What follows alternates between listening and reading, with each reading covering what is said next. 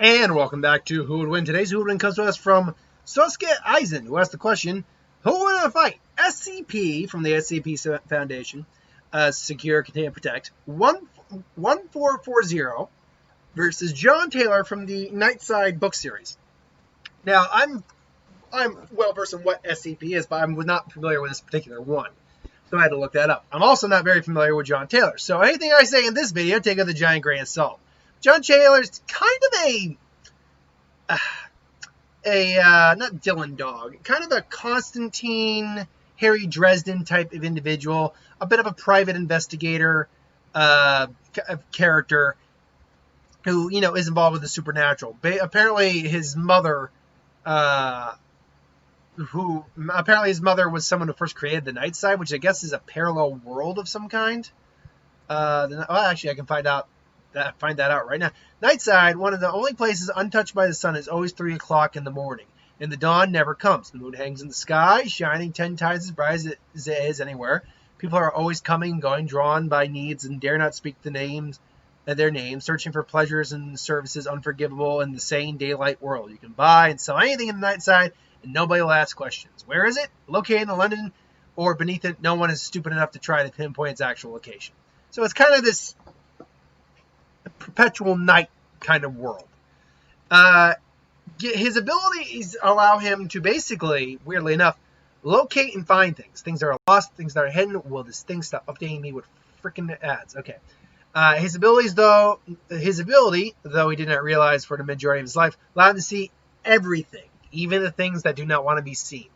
His gift works in his night side and in the outside world. John's mother gave him birth. John's mother Lilith gave birth to him and made it so he'd inherit that specific power from her, where he otherwise might have inherited half her power. His gift is very powerful. There are few people, powers, and dominations able to shield himself from him when it activates it. It appears that when he activates it, it can use some form of telekinesis to give physical objects a slight nudge. You can control or push intangible energies or realities. John spoke to a manifestation of his gift. He was told that his gift is far more powerful than anyone could imagine. He also heard that John could control the world when he activates his inner eye. This might mean he has the ability to shape reality itself. John's gift can accomplish almost anything, though it recently has begun to take a heavy toll on him physically and spiritually. After activating it too many times in a short span of time causes nosebleeds, headaches, and sharp pains. He also runs the risk of being found every time he uses it. He burns so very brightly when he unleashes it, acts like a beacon. That's not going to matter.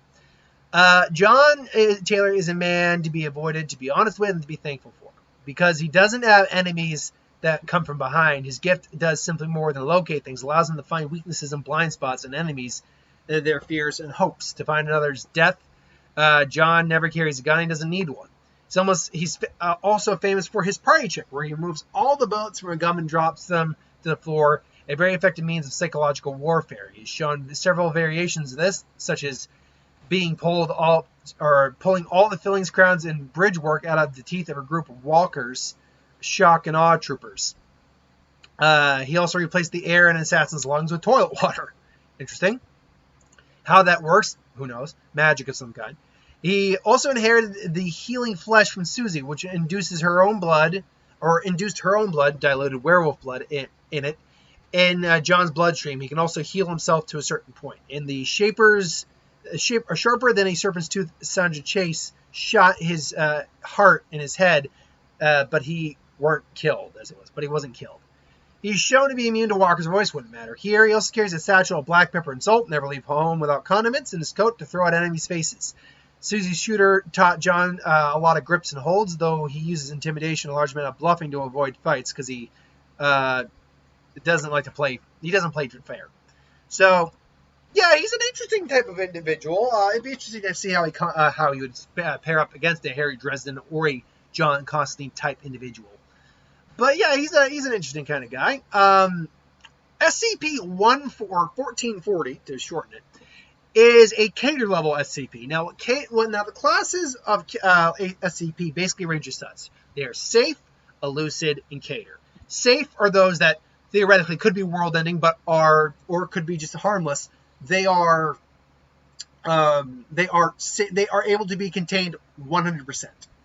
An elusive one is something that can be contained to a certain extent, but it's very difficult. But it's with a certain amount of difficulty. And these ones can also range from being relatively harmless to being dangerous. Cater level SCPs are A, near impossible to contain permanently, and B, generally run the risk of being completely destructive to, at very minimum, a local population, or possibly being world-ending individuals. SCP-1440, this man here, which is actually a picture of, I can't remember who, but this is the picture they used, is a Cater-level SCP. Now, what is he? He's a man of undetermined ethnic background, origin, or determination. Unknown age. He's been asked his age. He doesn't. Anytime he's asked personal questions, he gets upset. But anytime asked his age, he either doesn't know it or refuses to say it. He's honestly pretty harmless in his own right. Like, he doesn't physically. He's just this older man. He doesn't seem to appear to have aged though for like the last 50 years. So it's possible he may have like longevity, whatever it may be. The issue arises with, because all the SCPs have some sort of supernatural thing to them. Some sort of supernatural ability to them that makes them dangerous. And what is that? Anytime he's near humans, human population, or man-made items, after a certain amount of time, a series of increasingly destructive and turbulent events will happen, leading ultimately to the destruction of said thing, individual, place, whatever that is man-made. For some reason, anything man-made around him eventually, or humanity, eventually will crumble around him in some way, shape, or form. He does his best to avoid humanity. Like, he doesn't mean harm, but he seems to always be drawn to it. The only exceptions are like the personal items that are on him, which I believe is like a satchel, a cup, and a used deck of playing cards. So this is a very odd matchup because this really isn't a fight. If you want to get technical from the idea of a fight, John's going to win. Why is John going to win? Because the effects of SCP-1440 don't immediately take effect. It takes a little time for the effect of 1440 to sort of, what's the best way to put it? Start to happen. So he could be around people for a little while and actually be fine. But after a while, so the longer he's around things, the worse things are going to get. So if Dylan wanted to, or Dylan, I was going to say Dylan for Dylan Dog. If John wanted to take him out, knock him out, kill him per se, he could do it and do it pretty quickly. But that's not his style, and that's not how it would work. The question is, right now he can't be found. Like, he keeps getting out, and he can't be located. But John is the guy who can find anyone, so it's clear he'd be able to find SCP-1440. The question is, would he actually try to do anything?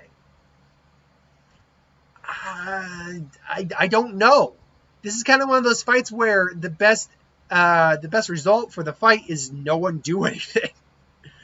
I will say this: if for some reason the fight happens between this old man who caused a catastrophe to humanity itself and John Taylor and his supernatural guy, I will say John Taylor wins the actual fight. But it's a really weird scenario you kind of put here, Sasuke. I don't really think there's any clear-cut winner because I don't think there's a clear-cut fight.